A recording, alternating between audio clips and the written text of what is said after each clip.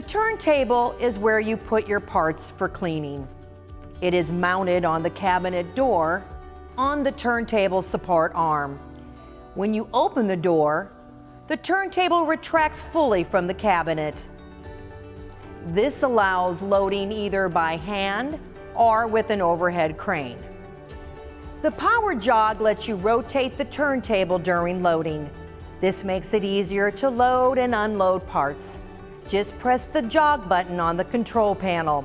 The turntable drive motor rotates the turntable and controls its speed. Should the turntable jam due to a shifting load, the built-in clutch protects the turntable and the drive system from damage. The drive motor assembly mounts on the front door of the washer cabinet.